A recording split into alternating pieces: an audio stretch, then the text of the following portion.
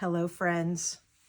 I want to say thank you to each one of you who has subscribed today, which was my first day of having my channel up. Huge thank you to Kate in the Nest who gave me a shout out, and I know some of you followed her over here, and I am so grateful. You know, Kate was part of the inspiration for me even starting this channel. I don't feel like I am far enough along in the world of creating textile art to do tutorials or anything like that. I pretty much can just sit here and talk and share my creative journey. And I think that's what Kate does. And so I thought, well, I could do that. And I really love community and I wanted to be part of the conversation. So here we are. So thank you again for being here. I really appreciate it. And I look forward to hearing more about you and your creative journey. So I thought I would take a minute tonight. It's after late afternoon, evening here, to show you what I brought with me today. So I have jobs, careers, which have time in between them sometimes. And I love to bring something with me to allow me to keep being creative, keep working, you know, as I have time in my day. This is called a Huswif, and mine is very large right now because she is full of many things. I have tied a ribbon around her to keep her from exploding with all the goodness. So a Huswif is based on 17th, 18th, 19th century rolls. You know, you could have a knapsack like this. This is kind of what you would use for all kinds of things. And for sewing, you would have a Huswif. I mean, it's housewife, basically. I think it's German or maybe Dutch. But anyway, you would have a Huswif that would have all of your needed things that you wanted for sewing, and you could take it with you. So that's exactly what I do. I have my little Huswif that I made, and I love because it has all kinds of fun textures and things. It has vintage linen, vintage embroidery, my own work, some of my own embroidery, you know, and it's just full of goodness. Applique, little applique, vintage linen, applique thing I made, you know, just so much fun. So anyway, in my Huswif, you have everything you need. Now, this is ridiculous. Why am I carrying 3 different projects with me? This is a completely valid question. It's because I might want to do something else. Just pure and simple. So I'll show you what I brought with me today on my work day in case I had time. I will tell you from the outset that I only worked on one of these projects today, but you never know. I might have wanted to work on something else. So this is one of my projects that I have with me. As you can tell, this is the kind of thing that you could just do a little bit more work on.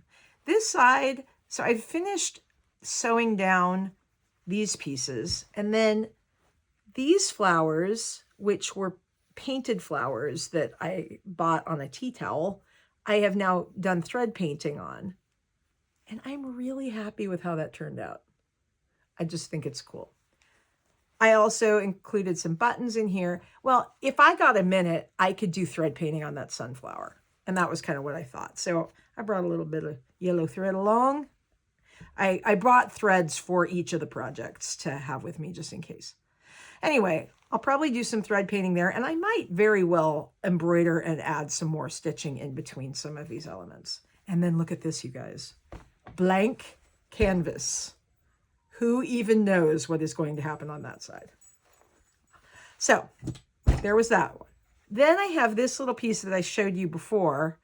It is just a little doily I'm working on, and I brought the little pieces I'm going to add, but I didn't do anything on that. The one that got my attention today is this little pouch that I love. I did quite a bit of work, and I'm going to show you that in just a moment. Just to give you a little bit more of a tour of my Huswif, I knew that what I would need is a big pocket to just put fabrics and things in. So I created mine with this big central pocket. I usually have a full-sized pair of scissors in here. I also have travel scissors just in case something happened to my full-size scissors. I have, let's see what else, a seam ripper. Never can have too many ways to take out things. Although, I often will just keep stitching. I only take out stitches if I have woefully misplaced something in my design. Otherwise, I just keep stitching. Oh, there's some thread hiding behind it. The threads usually live in this pocket, but I actually just package them up and put them somewhere else. This is a pocket, and what I like to keep up there are little doilies. And then this is a pocket that I usually just stuff little, you call them orts. They are basically snippets of fabric that I have cut off, or little pieces of embroidery floss that are maybe too short for what I'm doing, but I might be able to use. I'll just stick them in there as I go. It also has this lovely little needle book with a butterfly. Keep a bunch of needles in there. And that tiny pocket is for my needle threaders. And then I have this pocket, which is usually where the threads live. It has a pin cushion integrated into it, which I have put this little tiny Noah's Ark pin on that my mom got me at Christmas when I was shopping with her. And that just reminds me of our fun time. So when it is not full of stuff, it lays very flat. And I'm going to go ahead and put it aside like that for right now. Okay, so I'm going to move all these other projects off to the side and focus on what I worked on today. And I'm going to maybe make a little more progress. All right, so I'm going to line this bag with this little piece of fabric, but we'll set that aside for right now. Just going to make sure, yeah, everything is in my shot. Still learning the, lighting and everything. I think this setup is better than my other one, so let me know if you can see things better. Okay, so today, I showed you this one a little earlier. This is that doily that I added this piece to before because I didn't like the fact that I had offset everything to the side. But now that I've added this piece, I love it. I don't mind it at all. Okay, so the way I've constructed this is so that it folds into thirds. We've got this side, and then this is going to fold down. When you're doing this, you really want to think about, what am I going to see underneath? What am I going to see on top? Where do I want this to fall? If I had it fall out there, then this gets a little busy. So I definitely want the flap to go over my design there. But I did want something interesting there. So let me show you what we did on this since I added this part yesterday. Okay, so on this side, I went ahead and added 2 little scraps of fabric that I had. And then I put on this little tiny piece of lace, or it's not even lace. I don't know what it is. It's like 3 little rows of snowflakes. I went ahead and used a running stitch along here. This is, a lot of people refer to as cantha stitch. It's just a running stitch, but it's used in cantha embroidery, which is, you see it a lot in Indian cantha quilts. It's, I'll show you an example. Here, I have a tote bag I made out of some of this fabric. It's where you have these rows of running stitch that go along, and what it's doing is actually sewing together 3 very thin layers of cotton. Usually it's sari material, pretty much always when you're talking about cantha fabric. So it's 3 layers of very light sari material that's cotton that is worn usually. And then they'll stitch it together with layers of this running stitch, which just is so cool. I love the texture of this. On this bag, I just used a section of it. And then what I added was some slow stitch circles, some French knots in the center to give it a little bit of interest with different pops of color. And it really didn't need much more than that. Of course, on the other side, whoa! I'll just tell you, I love this bag. This piece of fabric was actually, it was a piece of clothing. And if you can picture it, it's like this, but I don't know, it almost had like a kimono shape, or something you might see in African dress or even Indian dress. But it had this along the sleeves, and it had a medallion of this on the skirt. So I bought it for $2 at a thrift store.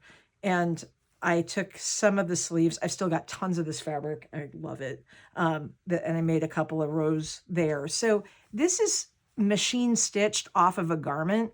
I just added in, let's see, what did I add here? I added all the French knots. I added, I think, blanket stitch along the edge to just kind of bring it together. I think that's about it. And then I blanket stitched all of this, and I added French knots. I added all of this chain stitching here to just give it some interest. I added French knots in between to bring the design together more. So anyway, it was really fun. But, you know, and I signed it. Look at that. I'm trying to learn to sign things, or like remember to. I don't know. It's kind of fun. But this is just a very basic tote bag. It's the perfect size, though, for my Huswif. So even when this thing is very full, she fits perfectly in this bag, and all of my stuff is in one place that's easy to tote along with me. Okay, so anyway, that's what the Cantha fabric is, and the running stitch. Very popular in slow stitching. If you are not familiar with that world, if you are, then you know that what I say is true. All right, so some slow stitching along here, and then I just added some little scraps. This was off the edge of a crocheted, or it was off the edge of a vintage piece of linen. It was just a little bit of the edge. I love that, how that turned out. Here on this flap, what I find is building layers makes things so much more interesting. So this has just a little line of some trim. It has a crocheted doily in the middle that has this other color, and then you can't really even see it. I've got like 3 or 4 other little trims, but the layering of it makes it interesting. And then on the flip side, I love how this turned out. And the same thing, you know, I started off with just a flower, but in order for it to really work in the design, I layered it with another doily. And that's what I did with all of these. You know, I've got this tiny little flower, but I put it on top of another flower and then added a button. For these, this was just a tiny bit of lace, and I just kind of gathered it up, made it into a background for these 2 layers. And then with this, similar to here, I just used a smaller piece of crocheted background, stitched it directly onto the back of this. You know, you can use any little scrap you've got to add some layering. And then it blended so nicely in with this piece of linen that I really had wanted to have. So I'm really happy with how the back of that pouch turned out. All right, so she's just about done. So last thing to do is just to stitch this. Let me just make sure I'm finished with whatever I was doing before. Yep, that is finished. I'm just going to stitch on this other piece of fabric for a liner in here. Wow, that was a lot. I gotta say, it is just fun sharing a journey with other people who enjoy and who are on the same kind of journey, or just even enjoy thinking about creative processes. I'm going to tie off my knot. I almost always do that, just like that. Boop. That'll stay down. So, what have you done today? Were you able to make anything? Hopefully, you are sitting and able to have a little space and a little quiet. And now it's time to get creative. I had 4 meetings and a photo shoot today. Again, life is varied and I love it. I really, really am grateful for a kind of a life that has lots of different things going on. My event last night really went well. It was a summit on human trafficking, and I'm on the board of a nonprofit that works with survivors of trafficking. And it was at a university, and seeing all these college students come out to learn more about what they can do and help their friends not to be exploited or to exploit themselves, was really powerful. I feel very grateful to be able to kind of be part of that conversation. So I took photos, and hopefully they can use that to help just tell their story and build awareness that this task force is working and exists. So that's why I went, and to just be there and show support. So anyway, that went really well last night. And we are getting ready for crazy cold weather. So I live in Northwest Florida, which is essentially like living in southern Alabama. We have a lot more in common with the other Gulf states than we do with like Tampa or Orlando or Miami. Like the rest of Florida and Northwest Florida are very different. And one of the ways we're different is we are not always sunny and warm, which I kind of like. I like having seasons. They are not the seasons that I had when I lived in New England or in New York City. Those seasons are very different. Or even when I lived up in Tennessee, we would get, I think, a lot more winter than we get here. But we still get winter. And they are calling for possible snow next week, which, you know, the chances of snow here in Northwest Florida, even though we see a little bit of cooler weather in winter, that's highly unlikely. I think since I've lived here in the last 12 years, we've had one ice storm. And I mean, that was significant. But snow is not something we get because if there's enough moisture to rain, it's warmer. Usually, if we're going to get cold, it'll be a dry, bitter cold, not a wet cold. That's weird. But they're calling for the possibility of snow next week for one day. And guess what day it is? It's the day that I am supposed to fly to another state. So, I don't know how that's going to go. And I have to fly through another southern city that also might be getting snow. If we were flying through LaGuardia or Logan or anywhere that gets snow, this would not be an issue. Denver, you could probably have 10 feet of snow. And they're just going to be like, okay, we brushed off your airplane. Bye. I'm sorry, but if Pensacola gets snow, how on earth? It's not like they can de-ice that plane quickly, I don't think. I mean, maybe they can. I do not know. It seems unlikely. Have you ever seen the meme of Southerners driving in snow? There was some weather station up, I think, in Tennessee that had this phenomenal description. They're like, how to drive in winter weather. Because, of course, if we get a hint of winter weather, we all lose our collective minds. There is no bread, milk, or anything else to be had. It's just gone. There is, if the good heavens, if a flurry falls onto the interstate, I think people would just start sliding off the road, even though there is nothing there. I mean, I include myself in that. And I will tell you, I have experience driving in Boston for 4 years. But would I be able to maintain those skills here in light of a flurry? I have no idea, because it is just not the way things operate here. So my flight leaves at 8:20 in the morning, and there's a 30% chance of snow. So I don't know how this is all going to turn out.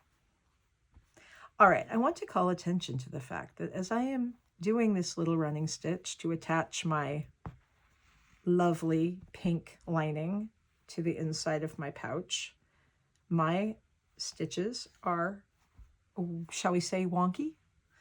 Wonky is one of my favorite takeaways from Catherine over at Cloth Tales, because it perfectly describes when things are just a little bit, shall we say, akimbo. That would be another word. It is not traveling in a straight line. Here's your question. Does it matter? No, it really does not matter. Why does it not matter? Because this is going to be on the inside of a little bag that someone may or may not use. What I can picture, okay, you know who I think is the ideal person for this little pouch? It's maybe, she might be like 6 or 7, and it is the perfect pouch in which to put all of her little treasures. Oh my goodness. It's like a princess pouch. But will the princess pouch lady care what the stitches are like on the inside of her pouch that she cannot really see? No, she will not. I only mention that because we can get really crazy about things that do not matter, that no one else cares about, instead of enjoying the process. I am absolutely enjoying this process. For one thing, I now know that I have a handful of people actually watching this, and that is so amazing, because rather than standing or sitting here talking to myself, I know that I'm actually maybe talking to some of you. No idea if you're actually going to watch this whole thing, and that's okay. The fact that you're here at all means the world to me, because this journey has absolutely been such a joy, and I just want to share it with some other people. So the fact that you're here, that's so cool. Thank you for being here. I just hope that, you know, you might think, what could I do that would be fun? You know, what would be fun for me to do? Or what little project could I tuck into my bag that, you know, if I had a minute, I could work on? It could be like a tiny little sketchbook, and you doodle like you used to when you were in 7th grade and you were in chemistry, or, well, no, you don't take chemistry in 7th grade, 10th grade, and you're in chemistry, and you design a fabulous cartoon of your chemistry teacher. Seriously. I'm seeing it right now. I kind of consider this to be like doodling with thread, you know? I'll show you sometime. I have a really more like of a doodle with thread going on right now. And I bring it with me when I really want very minimal equipment with me. I will show you. You will just have to live in suspense for now. But yeah, I think, you know, what would you enjoy? Maybe think about that. I love this because I love texture. When I'm shopping for clothes, I will often go around like this. I buy things just because they feel incredibly soft and fabulous, or because they have a certain texture that I just want near me. And, you know, that sometimes decides what I buy.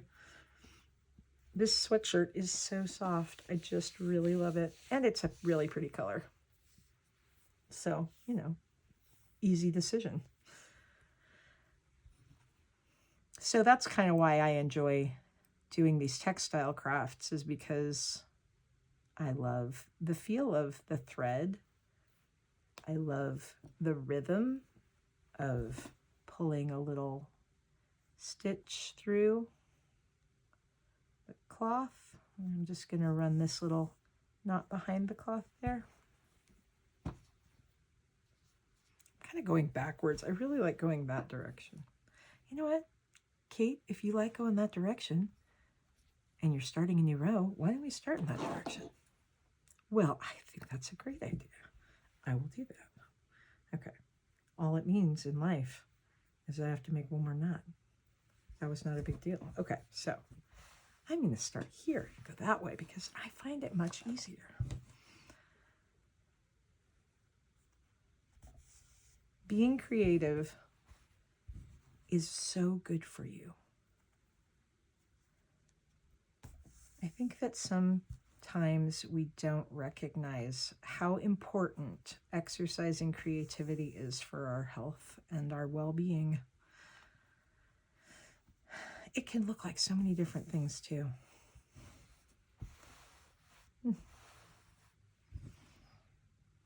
I'm very curious as to what your favorite creative pursuit is right now. If there's something you're enjoying, would you leave it in the comments? I would love to read about it because, you know, it's fun. And, you know, feel free to leave like if there's somebody you really have enjoyed following that you've learned a lot from, please leave it below. One thing for you to know about me, if you don't know me, is that when I was in my 20s, I was a teacher. And kind of going backwards through life, I actually taught college students first. When I was about 27, I had a master's degree and I was hired to teach in a religious studies department. And I loved it. I absolutely loved my students. And I think I was 26, 27, and they were like 22, 23. But goodness, I had so much passion for my subject. I loved the storytelling part of it. It was the history of Christianity. That was my field. And it was so much fun to teach. And then also the history of Christian spiritual formation, like practices that people have done historically, which include things like meditation and solitude and celebration, service, so many different things. And I will never forget being, young. I mean, so young. Like I look back and good heavens, thousands of years have passed. But, gathering my students on a sunny, sunshine-filled day in May. I taught at a gorgeous school in Santa Barbara, California, which is my hometown. And I'll never forget having them drag their little desks with attached chairs out into the courtyard among the birds of paradise to talk about things like Julian of Norwich and solitude and imaginative prayer and all of these different practices that could help inform their lives. Oh my goodness, it was bliss. Why did I stop? Well, because when all you have is a master's degree, sometimes people tell you need a doctorate in order to keep going. And I'm not mad about that. It was the path I was on.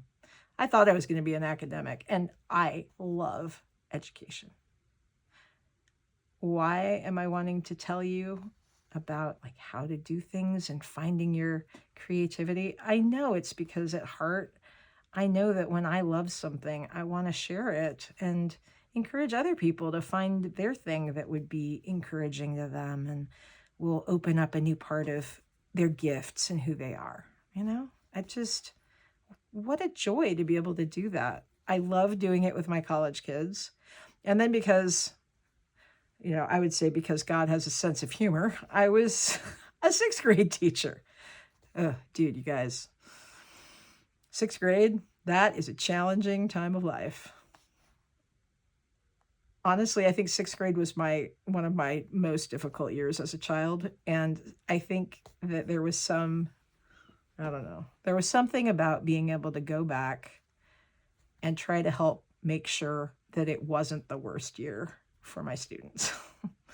That it was actually a time when somebody really cared about them and saw them and their gifts and their creativity. So that's what I tried to do. And I'll tell you, I'm still in touch with a few of my sixth graders who are now married and have children. And that is priceless. And that story has brought us around with almost the right amount of thread to the end of our lining. Look at that. What more do you want? Let's see, where's the best place for me to put my little knot so it's kind of out of the way? I'm going to tuck him right under here, like that. And I'm going to cut his off I'll just show you. I inevitably run out of thread. I think I did this yesterday. I think I showed you this yesterday. I run out of thread, and so I just make the tiniest knot. You could sew stitch over this if you wanted to get out more thread. If I can't do this, I will do that. But no, I think I'll get enough of these little threads to be able to knot it off. I'm sure some of you guys have such a better way of doing this. By the way, I sometimes say you guys because I think it's because my mother's from Philadelphia. You guys is a very northeastern thing. Almost all the time now I say y'all. Or sometimes if it's you plural, it's all y'all. But I'm, I will try to say you. But anyway, most of you don't care. But if you do care, I am trying to say things that are, I don't know. You know what I'm saying if it matters to you. All right, my friends, this little pouch now has a little lining. I love it. One thing with the trifold design is that when you bring it over, like these are a little bit too close to the bottom if you don't want to see them. I don't really care, but I did plan for this to be the bottom there. And then this almost adds just a little bit of bulk to the bottom. So I think that's so cute. I would say that this is just about finished. I could add a little inside pocket, but I don't think I'm going to. I'm just going to keep it really simple. So the only thing remaining to do is just to stitch up the sides. So let's see. How long have we been going? A little long, a little ways. Not too long. I'll just go ahead and do that. If you're tired of watching me do running stitch, you are welcome to fast forward as I witter on, as Catherine at Cloth Tales would say. So on my, let's see, on my own Facebook page today, I made a list of some of the phenomenal YouTubers who have, basically taught me everything I'm learning about this. I think I'll post it somewhere, maybe in the comment to this one, because there are so many gifted makers out there who are so giving with their time and their understanding. And, what I enjoy doing is I'll put on a video while I'm making things, and it just feels like you're sitting and stitching with friends. It's so cool. And it's been funny because a ton of these people are from Australia, which means that they're living out their lives like a day before I am. So I think there's a 14-hour time difference between here and Australia, or the people that I have gotten to know. And so, they'll be like, it's Sunday. And I'm like, that's not happened yet. But anyway, I will put a list together because I think that having a variety of others who are creating is incredibly inspiring and encouraging. And so, why would I not share that with you?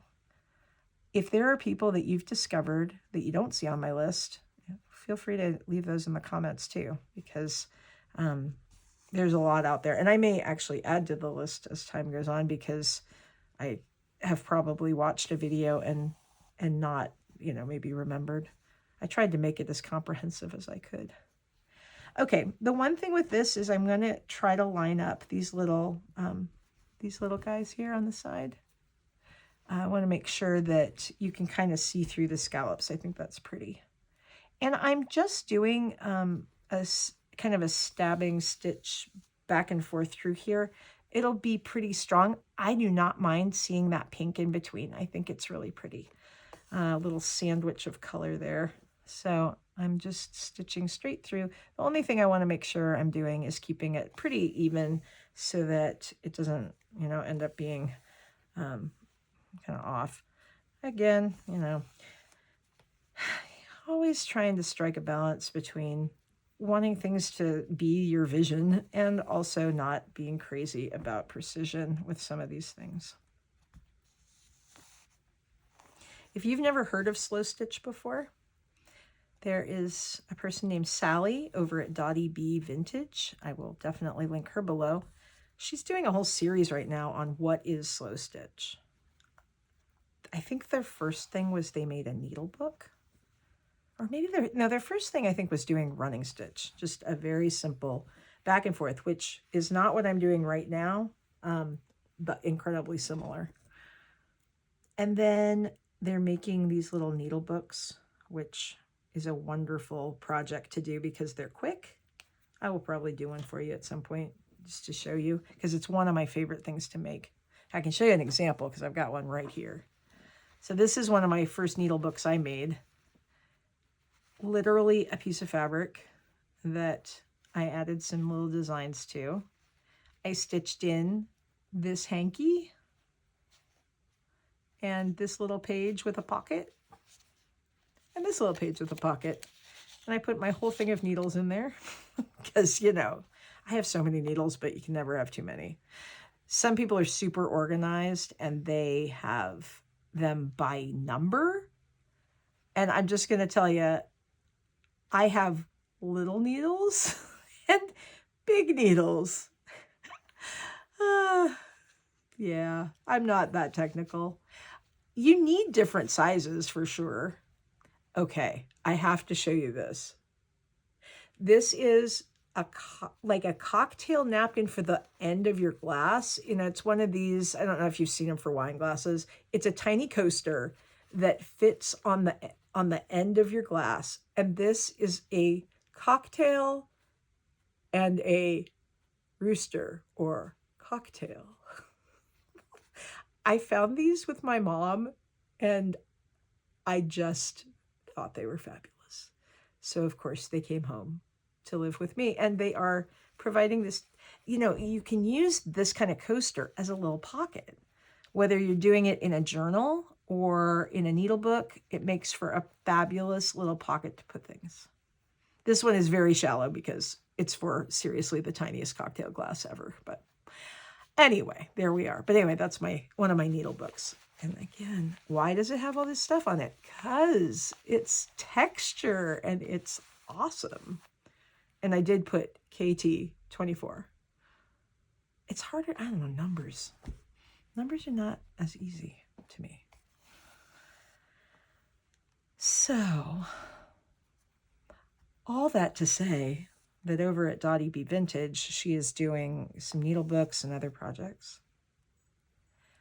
If you are interested in these things, but you're like, I have no idea what I would make, there are so many people on YouTube who are doing, you know, kind of 6-month long, year long, or even just weekly projects. And I'm sure you're aware of that. But if you're brand new to all of this and you aren't aware of it, you know, just know you're not alone in saying, well, what would I make? You know, I don't even know where to start.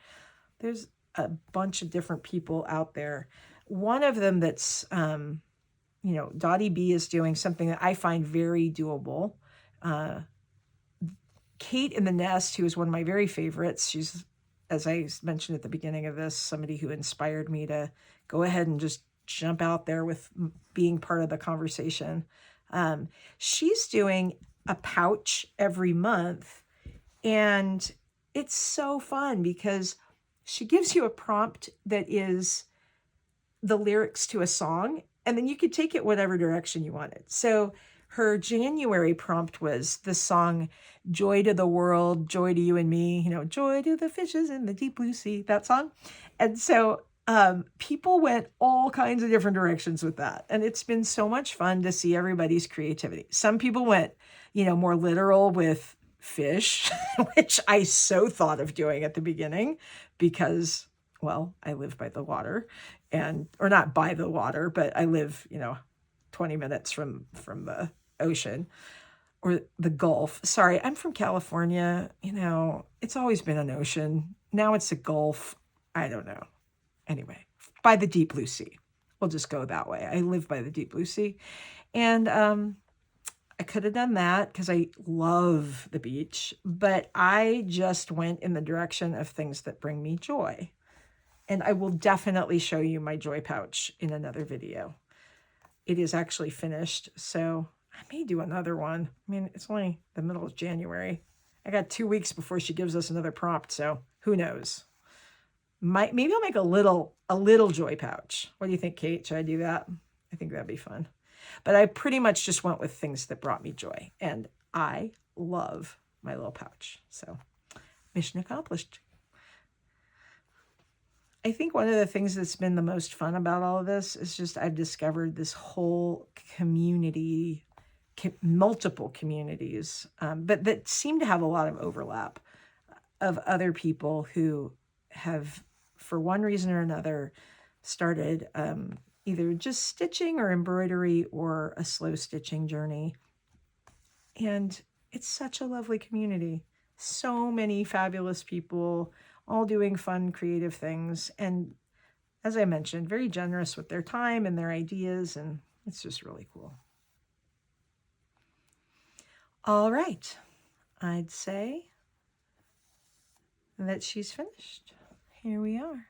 I'm going to just take a little knot here. Whoop. Come on.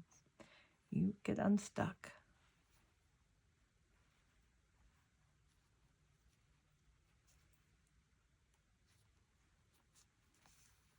Now I've got that song in my head.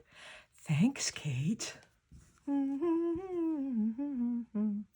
That's such a fun song. All right. There's our pouch. Oh, she's so cute. Can't you just picture a little girl putting all of her little treasures? Or frankly, I can picture a fully grown woman putting all her little treasures in there. I could add a little strap. Might do that. We'll see. I did think about it, but I may just leave it as it is for a little clutch pouch. I also could put some kind of snap to secure it, but I think it's, because it's small and because of the dimensions of it, it seems like it would keep closed pretty well, especially for the kind of thing I'm envisioning. So here's the back. Lots of texture, lots of beauty. This little part we added does not look weird at all. It looks absolutely like it was designed this way. And then we've got our flap with all these added pieces and this very pretty little running stitch and kind of fun fabric that's a little different under there. So there's our little pouch. I really hope you've enjoyed this. I hope that you've gotten something done on some creative pursuit that's giving you joy. I thank you so much for joining me. Please do hit like and subscribe to keep up with what we're doing here. I really appreciate it. Thank you, and we'll see you soon.